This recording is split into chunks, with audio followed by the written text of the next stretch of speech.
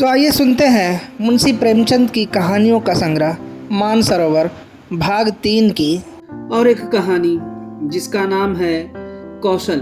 पंडित बालक राम शास्त्री की धर्म पत्नी माया को बहुत दिनों से एक हार की लालसा थी और वह सैकड़ों ही बार पंडित जी से उसके लिए आग्रह कर चुकी थी, किंतु पंडित जी हिला हवाला करते रहते थे। यह तो साफ साफ न कहते थे कि मेरे पास रुपये नहीं है। इससे उनके पराक्रम में बट्टा लगता था। तर्कनाओं की शरण लिया करते थे। गहनों से कुछ लाभ नहीं, एक तो धातु अच्छी नहीं मिलती, उस पर सोनार रुपये के 8-8 आने कर देता है।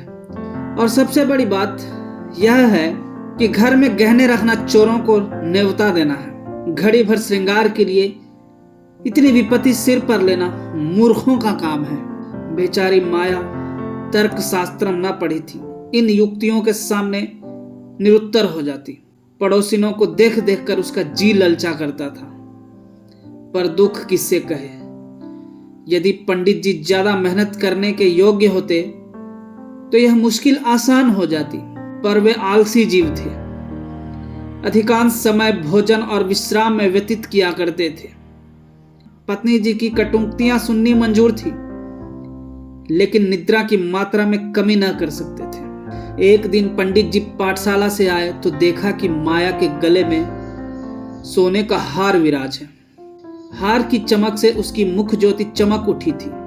उन्होंने उसे कभी इतनी सुंदर न समझा था। पूछा, यह हार किसका है? माया बोली, पड़ोस में जो बाबूजी रहते हैं उनकी स्त्री का है। आज उनसे मिलने गई थी, यह हार देखा, बहुत पसंद आया, तुम्हें दिखाने के लिए पहन कर चली आई। बस ऐसा ही एक हार मुझे बनवा दो। पंडित दूसरे के चीज नाहक मांग लाई, कहीं चोरी हो जाए तो हार तो बनवाना ही पड़े, ऊपर से बदनामी भी हो। माया, मैं तो ऐसा ही हार लूंगी, 20 तोले का है। पंडित फिर वही जिद। माया, जब सभी पहनती है तो मैं ही क्यों ना पहनूं? पंडित, सब कुएं में गिर पड़े तो तुम भी कुएं में गिर पड़ोगी। सोचो तो, इस वक्त इस हार के बनवाने में 600 रुपए लगेंगे। अगर 1 रुपये प्रति सैकड़ा भी ब्याज रख लिया जाए तो 5 वर्षों में 600 के लगभग 1000 रुपये हो जाएंगे।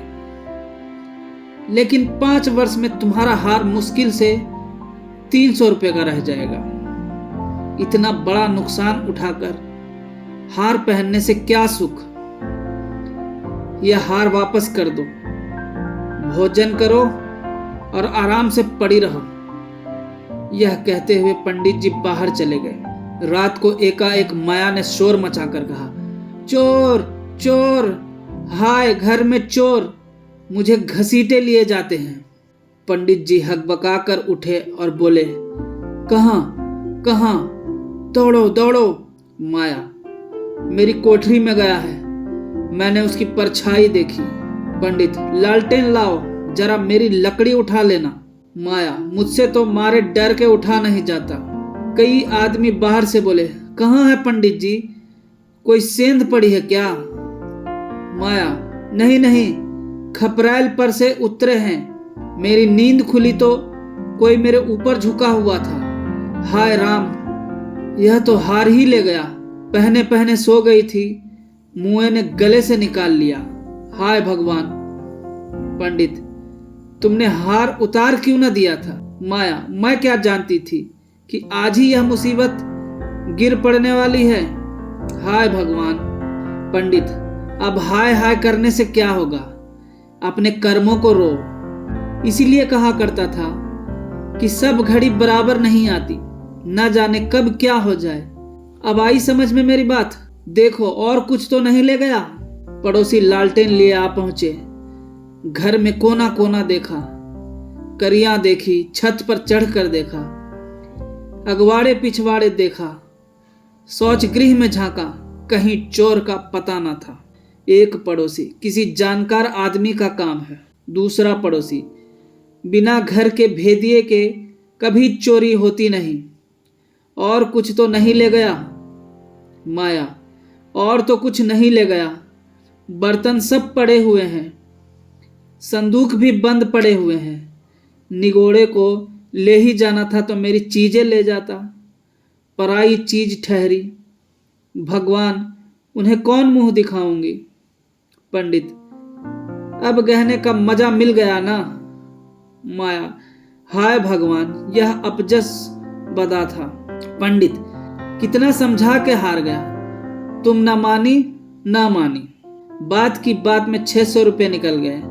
अब देखो भगवान कैसे लाज रखते हैं। माया, अब आगे मेरे घर का एक एक तिनका चुन ले जाते तो मुझे इतना दुख ना होता। अभी बेचारी ने नया ही बनवाया था। पंडित, खूब मालूम है, 20 तोले का था। माया, 20 ही तोले का तो कहती थी। पंडित, बधिया बैठ गई और क्या।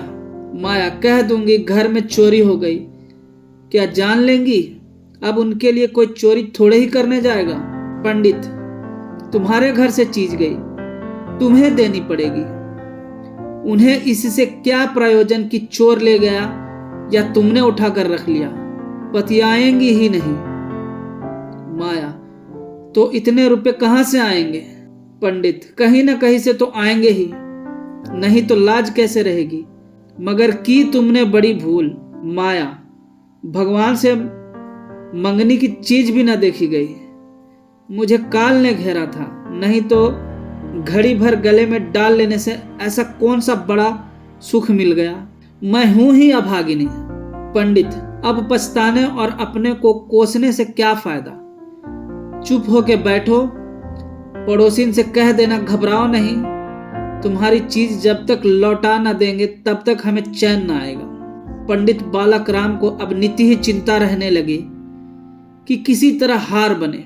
यूं अगर टाट उलट देते तो कोई बात न थी, पड़ोसिन को संतोष ही करना पड़ता, ब्राह्मण से दंड कौन लेता। किंतु पंडित जी ब्राह्मणत्व के गौरव को इतने सस्ते दामों में न बेचना चाहते थे। आलस्य छोड़कर धनोपार्जन में दत्तचित हो गए। 6 महीने तक उन्होंने दिन को दिन और रात को रात नहीं जाना। दोपहर को सोना छोड़ दिया, रात को भी बहुत देर तक जागते। पहले केवल एक पाठशाला में पढ़ाया करते थे, इसके सिवा वह ब्राह्मण के लिए खुले हुए 101 व्यवसायों में वह सभी को निंदनीय समझते थे। पर आप पाठशाला से आकर संध्या समय एक जगह भागवत की कथा कहने जाते, वहां से लौटकर 11-12 बजे रात तक जन्म कुंडलियां, वर्ष फल आदि बनाया करते। प्रातः काल मंदिर में दुर्गा जी का पाठ करते। माया पंडित जी का अध्यवसाय देख देख कर कभी कभी पछताती थी कि कहां से कहां मैंने यह विपत्ति सिर पर ली। कहीं बीमार पड़ जाए तो लेने के देने पड़े। उनका शरीर छिन्न होते देखकर उसे अब यह चिंता व्यथित करने लगी। यहां तक कि 5 महीने गुजर गए। एक दिन संध्या के समय वह दिया बत्ती करने जा रही थी कि पंडित जी आए। जेब से पुड़िया निकालकर उसके सामने फेंक दी और बोले, लो, आज तुम्हारे ऋण से मुक्त हो गया। माया ने पुड़िया खोली तो उसमें सोने का हार था। उसकी चमक दमक, उसकी सुंदर बनावट देखकर उसके अंतस्थल में गुदगुदी सी होने लगी। मुख पर आनंद की आभा दौड़ गई। उसने कातर नेत्रों से देखकर पूछा, खुश होकर दे रहे हो या नाराज होकर? पंडित, इससे क्या मतलब? ऋण तो चुकाना ही पड़ेगा, चाहे खुशी से या ना खुशी से। माया, यह ऋण नहीं है। पंडित, और क्या है? बदला सही। बदला भी नहीं है। पंडित, फिर क्या है? माया, तुम्हारी निशानी। पंडित, तो क्या ऋण के लिए कोई दूसरा हार बनवाना पड़ेगा? माया, नहीं नहीं, वह हार चोरी नहीं गया था, मैंने झूठ मूठ शोर मचाया था। पंडित, सच? माया, हाँ सच कहती हूं। पंडित, मेरी कसम। माया, तुम्हारे चरण छूकर कहती हूं। पंडित, तो तुमने मुझसे कौशल किया था? माया, हाँ। पंडित, तुम्हें मालूम है तुम्हारे कौशल का मुझे क्या मूल्य देना पड़ा? माया, क्या 600 रुपये से ऊपर? पंडित, बहुत ऊपर। इसके लिए मुझे अपने आत्म स्वतंत्राय को बलिदान करना पड़ा। धन्यवाद।